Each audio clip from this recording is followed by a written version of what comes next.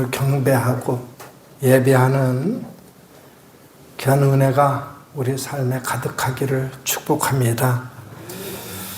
오늘 받들어 봉독해드린 신명기서 3장 23절부터 27절의 말씀을 붙잡고 건너가게 하소서라는 제목으로 말씀을 상고할 텐데 은혜가 되기를 바랍니다.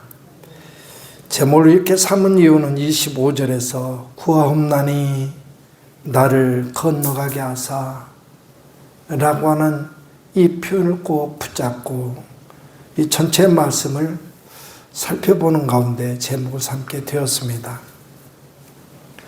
이 표현을 좀 실감나게 하기 위해서 배경을 먼저 얘기를 나누자면 우리 잘 알고 있는 것처럼 이스라엘 백성이 애굽에서 아주 징그럽도록 고통스러운 시간을 보냈습니다.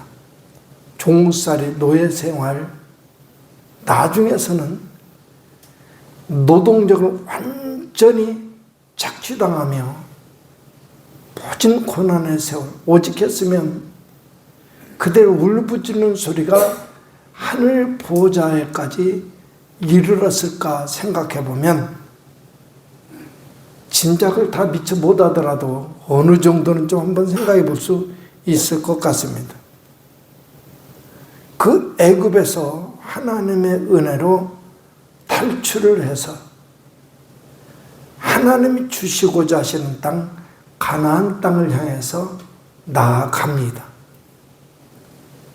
거기 가는 동안 그들이 걸었던 길을 광야길이라고 말하죠. 그 광야길은 비단 생명이 보장되지 못하는 곳곳에 목숨을 위협하는 세력들, 질병도 있고 독충들도 있고 아주 매서운 날씨도 있고 이런 것들이 도사리고 있지만 그보다 더 힘든 일은 뭐냐면 사람마다 각자 다른 생각 때문에 다른 관심사, 다른 생각 이것 때문에 각기 약 60만 명이 나오는데 60만 명이 각자 자기 생각을 하게 되면 이것 중구난방이 되죠. 그것이 가장 더 힘들었지 않나 하는 생각을 가지는 행렬이었습니다. 그런 가운데 하나님께서는 그 모든 것도 아시고 이스라엘 백성들, 하나님이 가나안 땅으로 주시려고 했던 그 백성들 이끌기 위하여 모세를 세우시는 것입니다. 그 모세를 통해서 하나님이 이끄시는 뜻에 따라서 움직여 가지요. 그럼에도 불구하고 순간순간 놓여진 하나님의 사건들 앞에서도 잠시 잠깐 환호성을 지르다가도 돌아서면 또 원망, 돌아서면 또 불평 이러고 있습니다. 이 당시 상황 속에 내가 쳐들어가서 느끼다 보면 숨이 막힐 듯이 너무나 힘든 여정인 것이 분명해집니다. 그리고 마침내 그들은 그 길을 40여 년간 돌고 돌아서 모압 평지에 이르릅니다. 그 모압 평지는 어떤 곳이냐? 그 앞에 요단강이 쭉 흐르고 있고 그 건너편에 드디어 가나안 땅이 보이는 곳입니다. 이제 강만 건너면 그 가나안 땅, 하나님 주시는 땅, 목표로 삼고 40년이 넘게 달려왔던 그 땅을 밟게 되는 것이죠. 하나님께서는 여기 모압 평지에서 약 2년 반 동안 머무르면서 전열을 다시금 정비합니다. 물론 중구난방으로 그 뿔뿔이 흩어지고 뒤섞여진 그 백성들을 정비하는 것도 필요하겠지만 그보다 더 중요한 것은 이들이 하나님의 말씀 앞에 어떤 경우에라도 흔들림이 없이 순종할 수 있는 믿음을 다시 정비하는 것입니다. 왜? 그동안 보니까 어려운 일이 닥치면 닥칠 때마다 원망하고 불평했으니까. 또 그것이 해결될 때면 기쁘는 환소가 여전히 지릅니다. 그러면서 또 다시 또 그러고 그러니까 이래서는 안 될 일이니까요. 아직도 할 일이 너무나 많으니까. 왜 그러냐면 우리가 잘 아는 바대로라면 가나안 땅에 들어가면 가나안 땅에 7 족속이 살고 있고 그곳에서는 이미 오래전부터 뛰어난 문명을 누리고 있었습니다.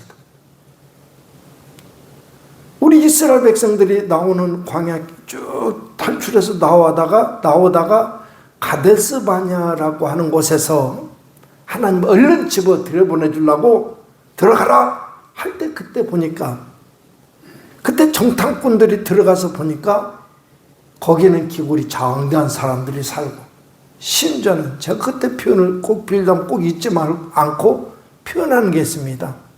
포도송이 하나를 들고 나오는데 둘이서 장대 메고 나올 정도로 그런 풍성한 수확을 거두게 만드는 그런 질 좋은 땅이었다.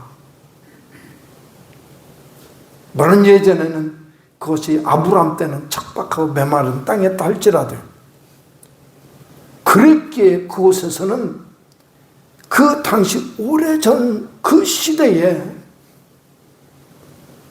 그들은 다른 데서는 농사를 짓고 하지 않을 때도 벼농사가 시작되지 않을 때도 벼농사도 시작되고 농사가 시작된 겁니다. 철기 문화가 발달되고 남들은 돌멩이로 콱 쳐가지고 쫙 갈라지는 거 날카로운 거 가지고 사용하더라도 이곳에서는 쇠를 다루고 쇠를 가지고 연장도 만들기도 하고 이런 문명을 누리던 사람들이 살고 있으니까 얼마나 대단한 곳입니까?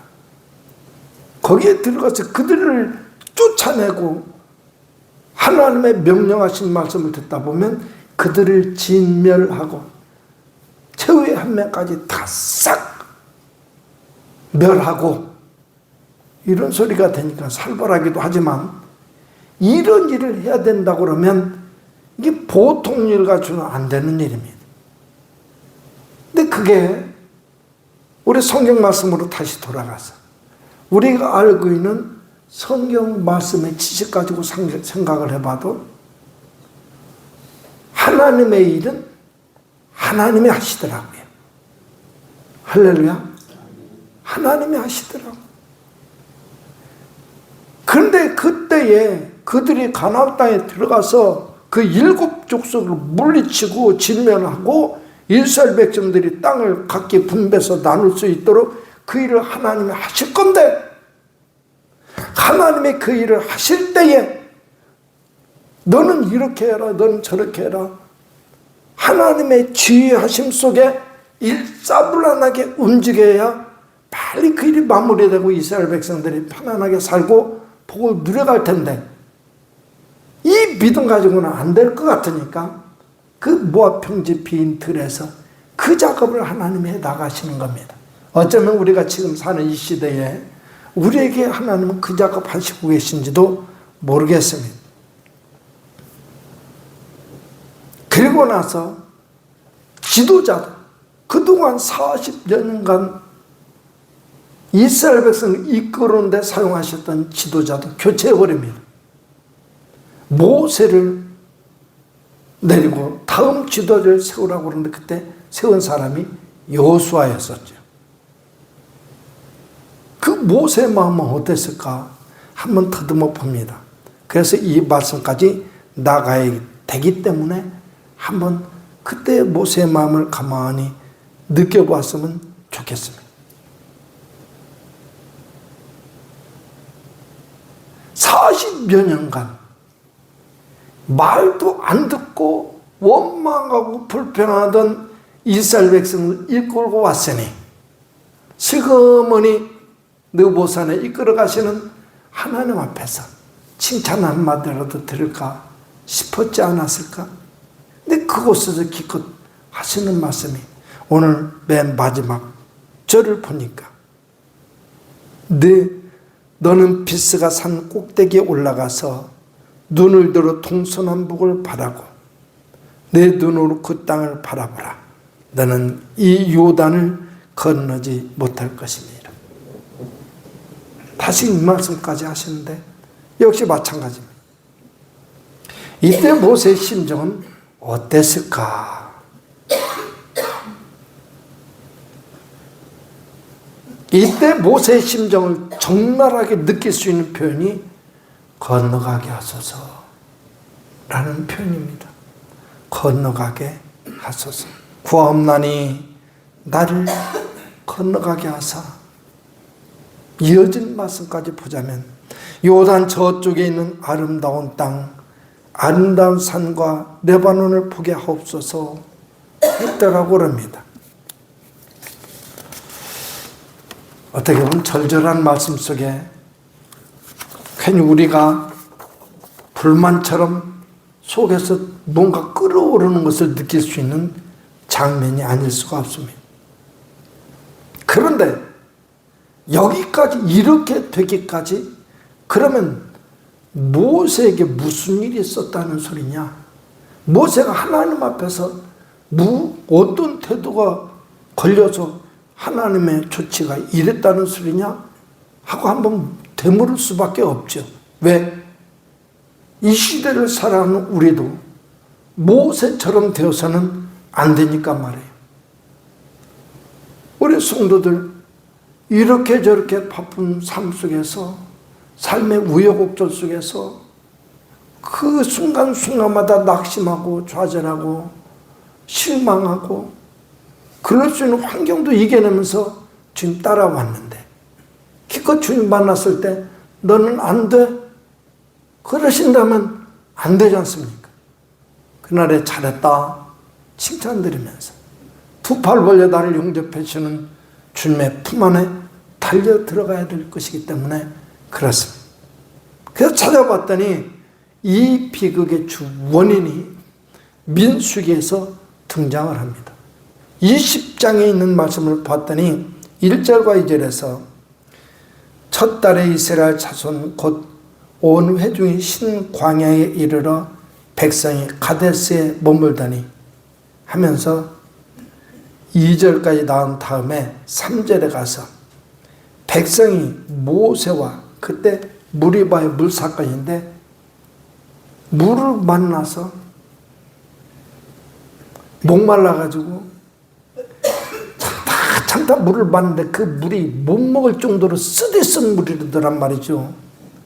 그래서 백성이 모세와 다투어 말아야 돼. 모세한테 와서 백성들이 다시 그 습관처럼 그 반항이 발생하는 것입니다. 우리 형제들이 여호와 앞에서 죽을 때에 우리도 죽었더라면 좋을 뻔하였도다. 너희가 어찌하여 여호와의 회중을 이 광야로 인도하여 우리와 우리 짐승이 다 여기서 죽게 하느냐? 너희가 어찌하여 우리를 애굽에서 나오게 하여 이 나쁜 곳으로 인도하였느냐? 이곳에서 파종할 곳이 없고 무화과도 없고 포도도 없고 석류도 없고 마실 물도 없도다.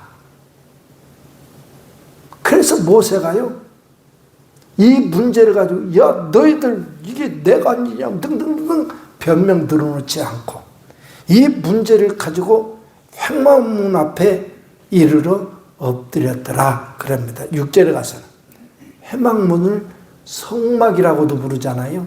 성전처럼 고정된 하나님의 성전이 지어지기 전에 이동생활할 때에 정착할 때에는 천막으로 쳤다가 예배 초소가 다시 이동할 때는 다시 거두고 하여튼 그 성막 회막이라고 부르죠.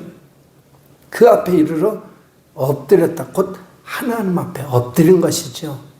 그랬더니 하나님이 어떻게 하시냐면 여호와께서 모세에게 말씀하여 이르시되, 잘 들어보세요. 지팡이를 가지고 내 형 아론과 함께 회중을 모으고 그들의 목전에서 너희는, 하나님의 명령입니다, 반석에게 명령하여 물을 내라 하라. 반석에 명령하여 물을 내게 하라 하고 말씀을 하십니다. 내가 그 반석이 물을 내게 하여 회중과 그들의 짐승에게 마시게 할지니라. 여러분, 이 한 절, 8절, 이 한 절에서 하나님의 말씀이 있는 건데, 이 말씀에서 하나님의 사랑의 농도를 느꼈으면 좋겠습니다. 이스라엘 백성들에 대해서, 그렇게 원망 불평하는 이스라엘 백성들에 대해서요, 한마디 책망의 말이 없습니다. 모세에게 말하여서 그들을 충분히 마시게 할 수 있도록 명령하여, 돌에게 명령하여, 반석에게 명령하여 물을 내게 하라, 이렇게 말씀을 하시는 겁니다. 그래서 모세가 어떻게 했습니까? 지팡이를 잡고 일어서 반석에게 나아가는 것입니다. 그리고 이어지는 말씀, 계속 나오는 말씀을 봤더니 어떻게 되냐면 11절 가서, 민수기 20장 11절입니다. 모세가 그의 손을 들어 그의 지팡이로 반석을 2번을 치니, 그래서 그런 거 보면요, 하나님의 명령이 임한 곳에 꼭 그대로 아니어도 역사는 나타나더라. 그런데 이때 제가 왜 앞서 읽어드린 말씀을 통해서 하나님이 이 진한 사랑을 느낄 수 있느냐, 느껴야 된다 말하는 이유가 이것입니다.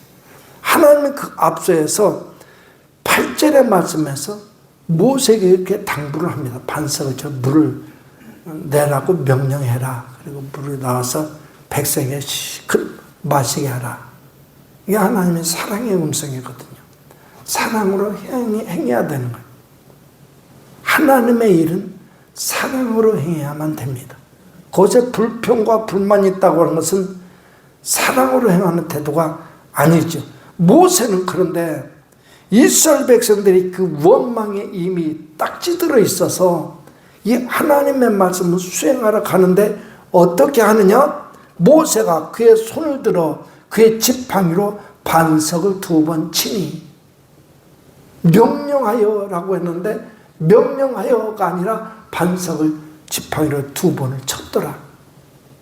물론 그곳에 반석에 갈라져서 물이 솟긴 했지만 여기에 하나님의 사랑은 훼손된 것이요, 모세의 태도를 통해서 하나님의 사랑은 훼손된 것이요, 하나님 말씀대로 이루지 못했다라고 하는 하나님의 평가는 분명히 내려질 수밖에 없다라는 것입니다.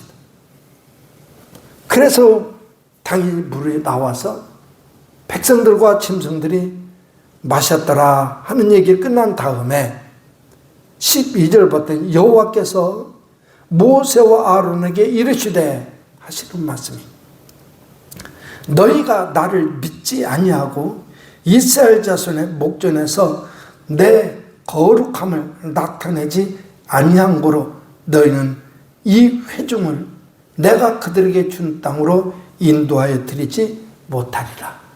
이때 이 말씀이 주어지는 것입니다. 사랑하는 우리 성도들, 신앙생활할 때요, 억지로라도 신앙생활 유지하는 것도 복이 됩니다. 아무것도 몰라도 하나님의 전에 나와 있기만 해도 하나님의 은혜가 삶의 구석구석마다 뭔가 손에 잡힐 듯이 느낄 듯이, 그래서 하나님을 인정할 수밖에 없도록 쌓여지기도 합니다. 그러나 그 신앙이 아름다운 생명 열매로 주렁주렁 맺혀지기 위해서 어떻게 해야 된다는 소리. 다시 말하자면 모세가 가나안 땅 들어가는 일, 거절당한 그 이유를 따져본다면 하나님의 생명을 누려가는 데에 우리가 제대로 된 정신을 차리고 봐야 될 점이 이 지점이더라 하는 것입니다. 그건 뭐냐? 하나님의 성품과 하나님의 의지와 하나님의 사랑이 내 행동을 통해서 불절되거나 훼손되지 않도록 해야 된다고 하는 사실입니다. 이왕에 예수 믿는 것, 그분을 주님으로 믿어야죠. 예수님이 주님이 되셔야 되지 않겠습니까? 그분이 주님이 되셔야 돼. 내가 주님이고 그분은 주변인처럼 필요할 때는 부르다가 넉넉할 때는 까마득히 잊어버리는 존재가 돼서는 안 된다고 하는 것입니다. 그래서 늘 주문하는 게 그죠. 하나님의 말씀을 가까이 하죠. 우리 가정마다 찬송이 넘치게 하죠. 성경 말씀이 끊어지지 않게 하죠. 이왕이면 그 말씀이 내 심령을 사로잡고 하나님 앞에 세우는 능력이 되게 하자 하는 것입니다. 이렇게 이스라엘 백성들은 모압 평지에서 하나님의 새로운 전열 정비하는 작업 속에 지내게 되었습니다. 그 모압 평지에서 약 2년 반 동안 모세는 거절당하고 새로운 지도자로 여호수아가 세워지고, 또 한편으로는 하나님이 40여 년 동안 이스라엘 그 순종하기를 아주 거역하던 이스라엘 백성 복종조차도 찾아보기 힘들 정도로, 아니 그 말은 적용할 수 있겠네요.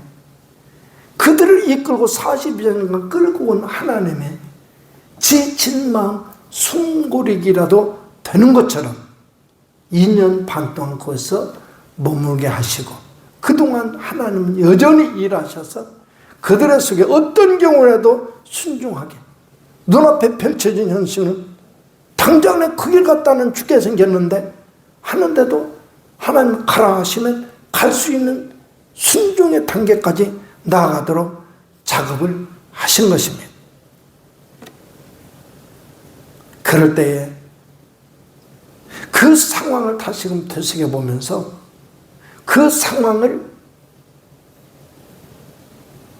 오늘 살아가고 있는 우리 삶에 적용시켜서 재해석해 본다면 어떤 표현을 빌려서 말할 수 있을까?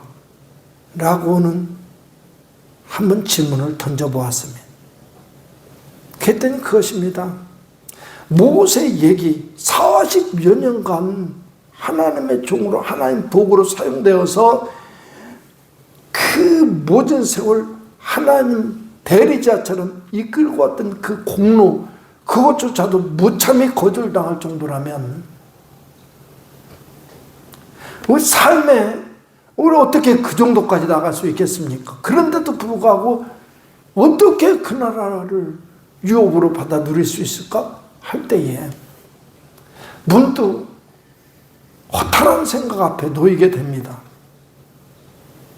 우리 육신의 이 삶, 육신의 이 목숨, 이 의미가 뭐냐 할 때에 건강하게 살고 질병 속에서도 잘 견뎌내고 무더위도 견뎌내고 70년, 80년 인생들이 이제 100세 시대를 살아가고 여기에 우리 삶의 의미가 놓일 수가 없다 하는 생각을 갖게 되는 것입니다. 그럼 우리의 삶의 의미는 뭐냐는 거예요. 진정한 의미를 찾아보자는 것이거든요. 그때에 오늘 이 말씀이 손에 꼭 쥐어집니다. 결국 내가 사는 이 삶의 의미, 오늘 살아가는 내 삶의 의미, 내가 숨쉬고 있는 지금 의미, 그 삶이 진정한 깊은 의미를 지니기 위해서는 하나님과의 관계를 바르게 해야 된다고 하는 사실이에요. 그래서 늘 그런 표현을 사용하지 않습니까? 하나님이 없는 인생은 아무리 화려한 구중 궁궐에 살고 있어도, 아무리 화려한 옷차림을 가지고 아무리 떵떵거리는 삶을 살고 있어도 죽으려고 그 짓 하는 것이요. 하나님이 내 안에 있는 인생은 화려한 것 없어도, 화려한 것으로 치장할 필요도 없어. 작은 눈빛 하나, 작은 몸짓 하나, 조금 어느 표현이 어느라도 할지라도 한마디 손놀림 하나, 발걸음 하나가 의미가 있고 가치가 있고 복이 되고, 할렐루야, 이게 의미입니다. 하나님과의 관계로 말미암은 우리 인생에 가질 수 있는 의미들란 말이죠. 그런 차원까지 건너가서 다시금 한번 외쳐봅니다. 흉내라도 내보려고 건너가게 하소서. 그러면서 당시 모세의 절절한 마음을 느껴보고자 하는 것이죠. 그러면서 문득 저 우리 청산교회 믿음의 가족들과 함께 우리에게는 이런 절규 소리가 생겨나서는 안 되지 않느냐? 라고 하는 생각을 갖게 됩니다. 우리 삶에서는 이런 절규 소리가 없기를 주의 이름으로 축복합니다. 주님 만났을 때 너도나도 주님, 주님, 더 이상 언어가 구사되지 않을 정도로 주님 하고 주님 품에 안길 수 있는 그런 삶을 살자 이거예요. 그래서 저는 이렇게 당부하고 싶습니다. 은혜 받을 만한 때에 은혜 받으세요. 은혜 받을 만한 때에 은혜 받으세요. 피하지 마세요. 그게 누가 손해입니까? 내가 손해요. 은혜 받을 만한 때에는 은혜를 받아야만 됩니다. 기회의 시간에 구원, 우리를 죄에서 구원하신 지금 하나님, 그 구원이 영원한 생명으로 열매가 주렁주렁 맺혀질 수 있도록 그 구원의 은혜를 완성시켜 나가는 시간으로 만들어야만 됩니다. 어떻게 만드느냐? 하나님이 만군의 여호와, 하나님이 내 하나님이 아니라, 아무개 하나님이 아니라 내 하나님이 되어야만 됩니다. 그 하나님이 우리 성도들 모두의 내 하나님이 될 수 있기를 주의 이름으로 축복합니다. 예수님이 아무개 주님, 누구의 주님, 우리 신앙생활을 하면요, 예수님이 주님이 되셔야 돼요. 그 말씀이 뭐냐? 나는 그분의 종이라는 거예요. 종은 자기 소유권도 없고요, 내 의지도 없으면 주인이 시키는 대로 행해야 돼. 그 열매도 고스란히 주님의 것입니다. 이 관계가 될 때 예수님이 주님이 되는 거거든요. 예수님이 주님이 되셔야만 됩니다. 이게 하나님과 관계, 올바른 관계.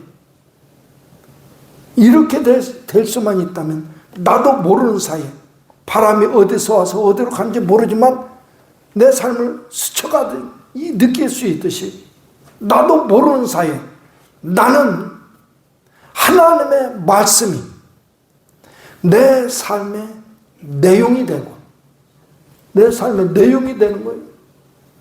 애써서 살려고 이게 아니, 내 삶이 그대로 살면 하나님 말씀, 이 말씀 내 얘기네. 찬송 부르다가 그게 내 얘기네. 누구 간증 소리 들으면 내 얘긴데 뭐 대수롭지도 않네. 이렇게 될 수가 있지 않겠습니까? 하나님의 말씀이 내 삶의 내용이 되고 하나님과의 관계 맺음이 내 살아가는 삶의 이유가 되고. 말 잘 꺼냈죠. 하나하나 적어놨어요.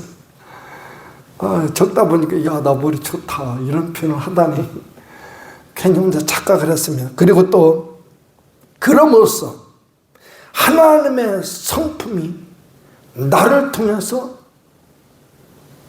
나타나고 하나님께서 나를 통해서 나타나고 그분의 사랑이 나의 인격을 통해서 드러나고 결국 이 정도 되면 옛날 어떤 분강사님의 표현이 생각나요. 아기 있어도 얼룩소 엄마 닮았네. 하나님의 사람은 하나님 닮아가야 돼요. 우리 정상교 성도는 그렇게 되기를 간절히 정말 간절히 사모합니다.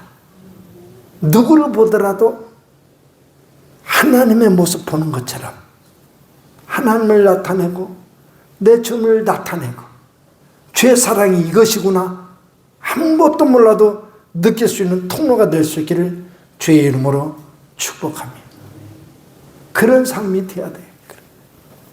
그래서 우리도 아직 은혜의 때 기회의 시간에 지금 만났을 때 탄식의 소리로 건너가게 하소서가 아니라 지금 이 시간에 하나님 나로 하여금 이 강을 건너 가나안 땅을 차지하게 하소서. 그리고 이 강을 건너가게 하소서.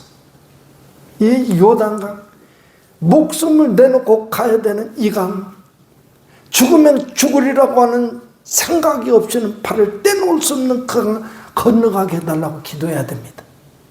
납득할 수 없어도 이해할 수 없어도 오늘 하루 예배드려도 손에 쥐어놓은 것 하나 없다 할지라도 주님 나는 예배자로 살겠습니다.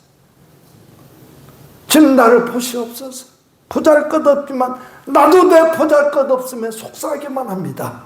주여 내게 능력으로 찾아오셔서 나를 붙잡아 주시고 나를 강하게 하시고 담대하게 하시고 다른 건 몰라도 주님을 사랑하는 데 있어서만큼은 둘째가라면 서러울 수 있는 주님을 뜨겁게 사랑할 수 있는 사람이 되게 해달라고 기도해야만 될 것입니다.